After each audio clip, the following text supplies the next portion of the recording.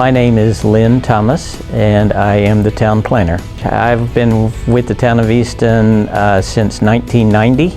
In total, I've worked for the town a little more than 33 years, but I started 35 years ago. I, as the town planner, focus on long-range planning, and that is primarily the comprehensive plan, which is the 10 and 20 or 30 year outlook for the town, blueprint for the town, if you will, as well as the various documents that achieve that plan, primarily our zoning code, our subdivision regulations. Perhaps we'll get into things like design guidelines, all the things that bring that plan to fruition. Those are primarily my responsibility to prepare those or oversee consultants or other staff that are helping to prepare those. And working for the Town of Easton has been terrific because, I think we are one of, if not the premier town on the Eastern Shore. We're clearly one of the growth centers and center for cultural activities, all kinds of activities, whether it be shopping, dining, that sort of thing. And it's exciting to be part of that.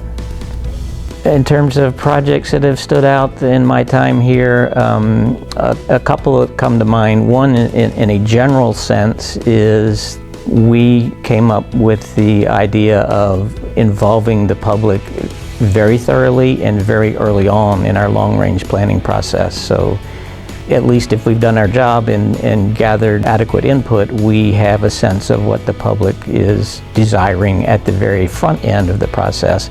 And it tends to therefore have greater public support since they've been involved with developing the plan up to that point. The other thing, more project specific, that I think has been a big achievement since I've been here is one that actually was suggested in one of the comprehensive plans, and that is the creation of the rail trail that frankly met with a lot of resistance at the time. There was a lot of opposition amongst some of the neighbors that would be in close proximity to the trail.